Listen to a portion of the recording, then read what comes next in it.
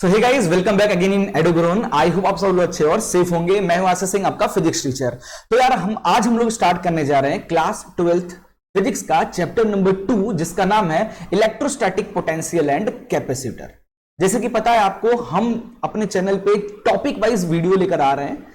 Topic wise लाने का reason क्या है कि हम टॉपिक वाइज क्वेश्चंस भी कराते चले जा रहे हैं, जिससे क्या होगा, आपने तुरंत टॉपिक पढ़ा और उस टॉपिक से रिलेटेड तुरंत क्वेश्चन लगा लेने से क्या होता है कि जो थोड़े बहुत हमको डाउट्स वगैरह होते हैं ना, वो सारी चीजें अच्छे से क्लियर हो जाती है। तो आज हम लोग चैप्टर 2 का स्टार्ट कर रहे हैं और 20-22 टॉपिक है इस चैप्टर में। जल्द से जल्द अपन कोशिश करेंगे इसको कंप्लीट करने का, ठीक है। तो वीडियो स्टार्ट करने से पहले एक छोटी सी रिक्वेस्ट है। हमारा एक वेबसाइट है shop.edugrown.in। इस पे काफी सारे क्लास 12th के लिए पेडेबल कंटेंट है, जो कि बहुत ही चीप रेट में मिल रहा है। आप देख सकते हो 35 रुपीज में बायो, केमिस्ट्री, उसके बाद बात करें पी, मैथमेटिक्स, फिजिक्स, इन सब की चैप्टर वाइज प्रैक्टिस क्वेश्चंस आपको मिल जाएंगे, जिसके अंदर short notes, mind map, assertion reasoning, case based questions, numerical practice, ये सब चीजें आपको यहाँ पे पीडीएफ में आपको मिल जाएगा। साथ ही साथ अगर आपको मेरा फिजिक्स का हैंड रिटन नोट्स चाहिए टॉपिक वाइज विथ क्वेश्चंस, तो आप परचेस कर सकते हो। ये 125 रुपीज का यहां पे मिल रहा है, ठीक है। तो चलिए चलते हैं टॉपिक पे। तो आज जो हमारी क्लास है, आज की क्लास में हम डिस्कस करने वाले हैं topic number 1, that is electrostatic potential difference. क्या होता है इलेक्ट्रोस्टैटिक पोटेंशियल डिफरेंस, जरा इसको समझते हैं। देखो, इसको ऐसे समझिए, यहां पे लिखा क्या है, जरा डेफिनेशन पढ़ लेते हैं एक बार कि potential difference between 2 point A and B. Potential difference वही क्लास 10th वाला, एक वायर के दो एंड ए और बी, उन दोनों के बीच का पोटेंशियल डिफरेंस होने की वजह से ही चार्ज क्या है, फ्लो कर पाता है, ठीक है। तो यहां पे हम लोग उसी चीज को थोड़ा सा और एडवांस तरीके से पढ़ने वाले हैं। वी से इसको डिनोट किया जाता है, ठीक है, इलेक्ट्रोस्टैटिक पोटेंशियल डिफरेंस को। डन। तो potential difference between 2 point A and B, इसको किस तरीके से डिफाइन करना है?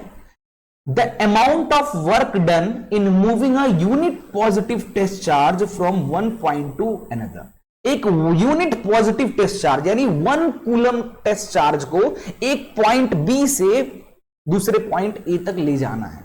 इसको ले जाने में जो एक्सटर्नल वर्क डन, अपने आप तो जाएगा नहीं ना, कुछ एक्सटर्नल वर्क डन देना होगा। तो एक्सटर्नल वर्क डन जो आप लगाओगे ना, that external work done upon charge is known as electrostatic potential difference। नहीं आया समझ में? जरा डायग्राम के थ्रू समझते हैं। चलिए, तो लेट अस अज्यूम कि मैं ले रहा हूं, ये हमारा पॉइंट ए हो गया और ये हो गया हमारा पॉइंट बी, ठीक है। अब हम क्या करते हैं, पॉइंट ए बी हमारा हो गया। अब इस पॉइंट ए से ना एक 1 कूलम टेस्ट चार्ज, एक छोटा सा टेस्ट चार्ज को लेते हैं और इस टेस्ट चार्ज को पॉइंट बी से पॉइंट ए पर लेकर आना है।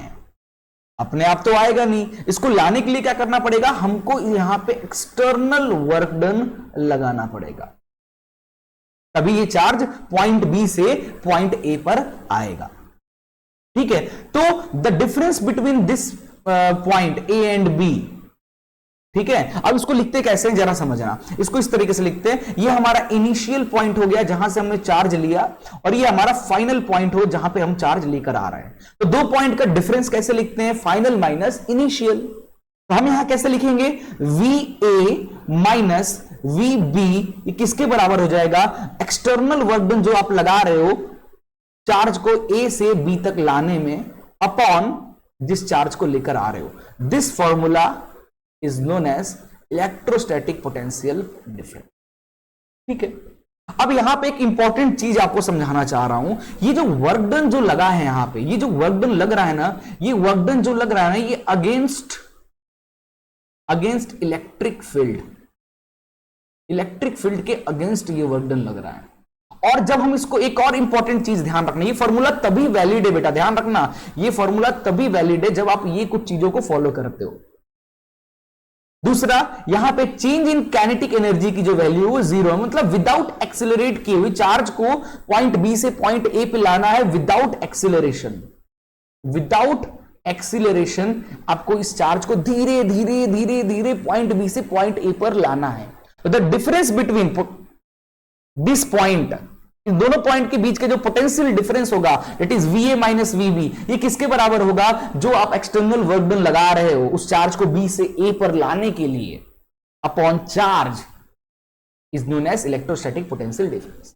अब मैं इस वर्क डन को ये अगेंस्ट इलेक्ट्रिक फील्ड क्यों बोल रहा हूं, तो देखो यार, यहां जो सिस्टम है ना, पॉइंट चार्ज को लेकर आ रहे हैं, मान लो यहां पे कुछ नहीं है, पॉइंट ए और बी के बीच में कुछ भी नहीं है, तो अगर मुझे किसी चीज को एक जगह से दूसरी जगह लेकर जाना है और आसपास कोई हमको अगेंस्ट कुछ है ही नहीं, ना फ्रिक्शन है ना कोई फील्ड है, तो जरूरी नहीं है कि वर्क डन जो है ये हम लगाएंगे, बिना वर्क डन लगाए भी चीजें मूव हो सकती हैं अगर कुछ फ्रिक्शन ना हो, कोई फील्ड ना हो इस केस में।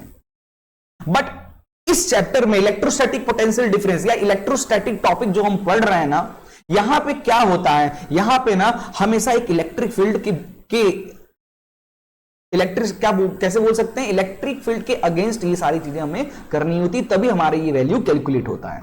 तो इसको कुछ हम इस तरीके से समझ सकते हैं। इसका डायग्राम मैं फिर से आपको एक बार बनाकर बता रहा हूं कि मैं आपको समझाना क्या चाह रहा हूं। जस्ट वेट, ठीक है। अब ऐसे एज्यूम कीजिए कि भाई ये एक सिस्टम है, ठीक है, मान लेते हैं ये एक सिस्टम है,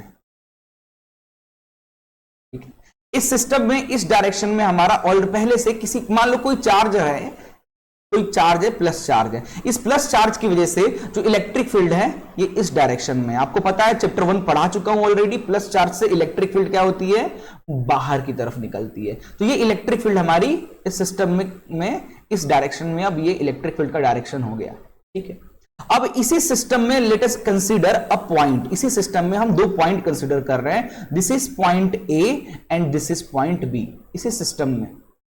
अब एक 1 coulomb unit positive test charge को लीजिए, 1 कूलम या एक चार्ज को लीजिए, एक यूनिट पॉजिटिव चार्ज को लीजिए, पॉजिटिव चार्ज है तो पॉजिटिव चार्ज पे फोर्स किस तरफ लगेगा, इस तरफ लगेगा फोर्स, इलेक्ट्रिक फील्ड जिस डायरेक्शन में होता है पॉजिटिव चार्ज पे उधर ही फोर्स लगता है, और इस फोर्स की वैल्यू कितनी होती है, प्लस क्यू, और जो वहां की इलेक्ट्रिक फील्ड है उसके बराबर होती है।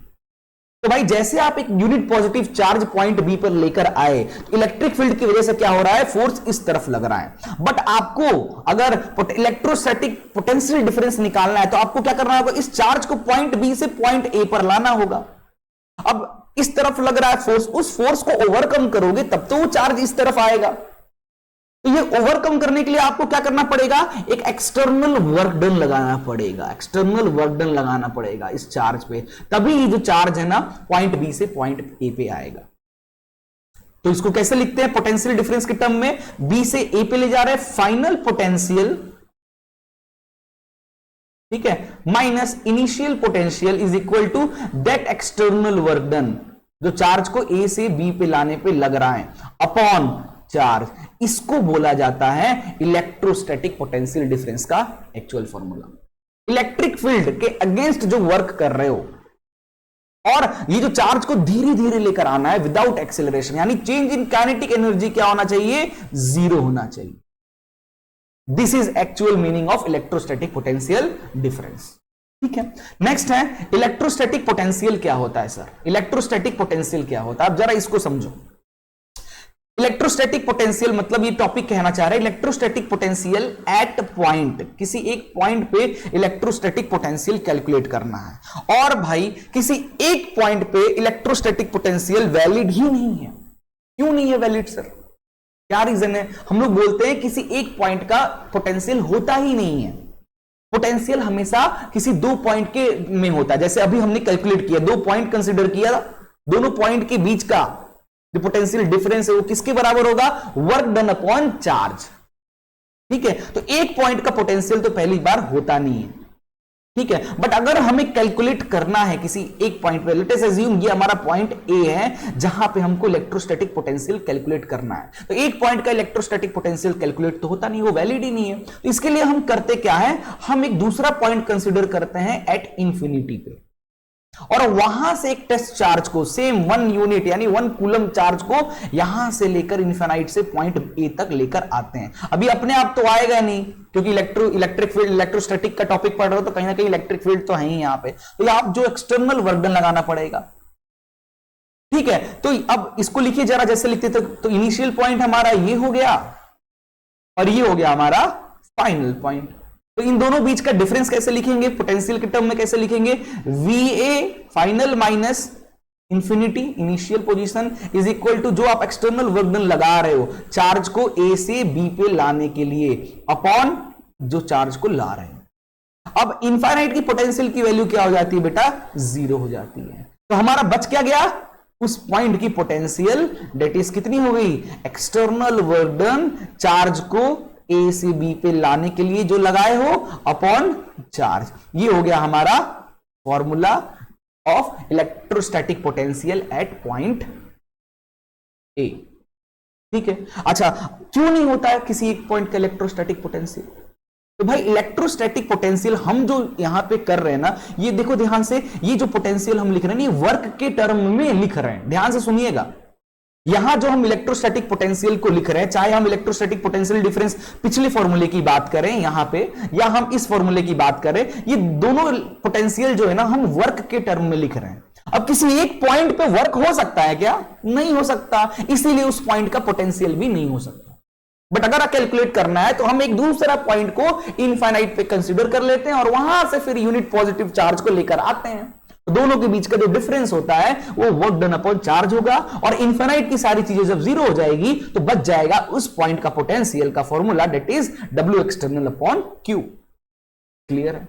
अब इसका ऐसा यूनिट क्या हो जाएगा भाई, इसका ऐसा यूनिट क्या हो जाएगा, जूल पर कूलम। क्योंकि देखो भाई यहां थोड़ा इसको ना अच्छे से लिख दिया जाए, क्योंकि इसके ऊपर आ रहा है। तो हमारा जो पोटेंशियल यहां पे आया, कितना आया भाई, VA, ये कितना आ गया, एक्सटर्नल वर्क डन चार्ज को A से B पे लाने के लिए जो लगा अपॉन चार्ज। ये हमारा इलेक्ट्रोस्टैटिक पोटेंशियल हो गया पॉइंट A का। इसका ऐसा यूनिट क्या हो जाएगा, वर्क का यूनिट जूल और चार्ज का कूलम जूल पर कूलम, या हम इसको वोल्ट भी कहते हैं। ठीक है, और ये एक स्केलर क्वांटिटी होता है, ध्यान रखिएगा बेटा, ये एक स्केलर क्वांटिटी होता है। ठीक है, इसको इलेक्ट्रिक फील्ड की तरह बहुत बच्चे कंफ्यूज कर देते हैं, हो जाते हैं। मतलब कैसे, लेट अस अज्यूम ये हमारा एक पॉइंट ए है, पॉइंट ए पे इस डायरेक्शन में मान लीजिए इलेक्ट्रिक फील्ड की वैल्यू E1 है, और इस डायरेक्शन में एक इलेक्ट्रिक फील्ड है E2 है। तो इन दोनों का नेट इलेक्ट्रिक फील्ड यहां कुछ निकलता था रिजल्टेंट, और रिजल्टेंट कैसे निकालते थे, वेक्टर वाला फॉर्मूला, वेक्टर ट्रायंगल वाला मेथड से, it is A square plus vector B square plus 2AB cos theta, ये लगाकर निकालते थे। ठीक है, बट अगर मान लो इस पॉइंट पे इलेक्ट्रिक फील्ड की जगह पे, यहां पे अगर हम इलेक्ट्रिक फील्ड की जगह पे अगर हम पोटेंशियल लिख दें, मान लो एक पॉइंट पे हमको दो पोटेंशियल मिला, एक पॉइंट पे हमें दो पोटेंशियल मिल गया, एक V1 हो गया, एक V2 हो गया, तो नेट पोटेंशियल क्या हो जाएगा, पॉइंट ए का नेट पोटेंशियल क्या होगा, क्योंकि ये स्केलर क्वांटिटी है, इसको वेक्टर एडिशन मत करना, वेक्टर वाला मेथड मत लगाना, इसका रिजल्टेंट निकालने मत बैठ जाना, डायरेक्ट प्लस कर देना, डायरेक्ट प्लस कर देना। ठीक है, ध्यान रखना ये स्केलर क्वांटिटी होता है। ठीक है, तो चलिए वर्क डन की बात करें तो भाई एक चार्ज को लाने के लिए जो वर्क हम लोग एक्सटर्नल वर्क डन लगा रहे हैं कितना होगा, तो पॉइंट बी से पॉइंट ए पे अगर हम एक चार्ज को लेकर आ रहे हैं तो दोनों के बीच का पोटेंशियल डिफरेंस को कैसे लिखेंगे, VA minus VB W external upon charge. इसको हम और कैसे लिख सकते हैं, कुछ इस तरीके से लिख सकते हैं, और इसको हम कैसे लिख सकते हैं, कुछ इस तरीके से लिख सकते हैं। जो एक्सटर्नल वर्क डन लगा ना बी से ए पे लाने के लिए, ये किसके बराबर हो जाएगा, जो चार्ज को ला रहे हो इनटू डेल्टा वी, जो चेंज इन पोटेंशियल डिफरेंस है इसके बराबर हो जाएगा। तो ये वर्क डन का ये फॉर्मूला भी आपको ध्यान में रखना है। देखो कुछ ये अलग से फॉर्मूला नहीं, उसी के अंदर से है, बट अलग से आपको थोड़ा ध्यान में लिख के रखना है। चलिए अब हम लोग लगाते हैं एक क्वेश्चन और आज के टॉपिक को एंड करते हैं। डन। क्वेश्चन क्या कह रहा है, एक पॉइंट चार्ज है, एक पॉइंट चार्ज है, if point A is if potential at point A is 100 joule पर कूलम। ठीक है भाई, पॉइंट ए का पोटेंशियल दे रखा है एंड 20 जूल ऑफ वर्क, अच्छा 20 जूल वर्क दे रखा है, has to be done in moving 5 coulomb charge, ये क्यू का वैल्यू दे रखा है, फ्रॉम ए टू बी। मतलब ये है हमारा पॉइंट ए, ये हो गया हमारा पॉइंट बी। ठीक है, अब एक 5 कूलम चार्ज को लीजिए और उसको पॉइंट ए से पॉइंट बी पर लेकर आइए, तो बताइए पॉइंट बी का पोटेंशियल कितना होगा, पॉइंट बी का पोटेंशियल कितना होगा।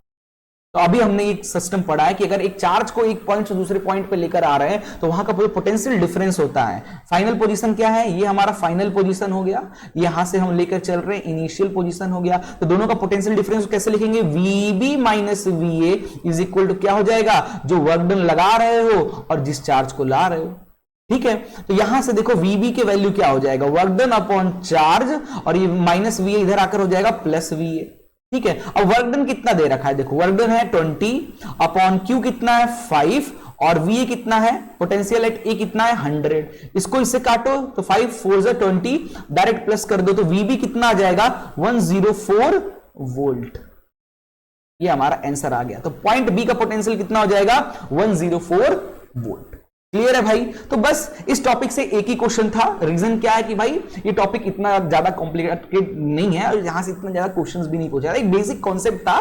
तो जो फॉर्मूला मैंने आपको सिखाया उसी से चाहा कि मैं एक न्यूमेरिकल करा दूं ताकि आपको समझ आ जाए कैसे क्वेश्चन आएंगे। अगले जो टॉपिक है ना, अगले टॉपिक में भर भर के क्वेश्चन कराऊंगा, तो डोंट वरी, बने रहिए। वीडियो पसंद आया तो एक लाइक सब्सक्राइब कर दीजिएगा। मिलते हैं नेक्स्ट वीडियो में। बाकी हैंड रिटन नोट्स वगैरह चाहिए तो वीडियो के डिस्क्रिप्शन में आपको लिंक मिल जाएगी। Good bye, take care and जय हिंद।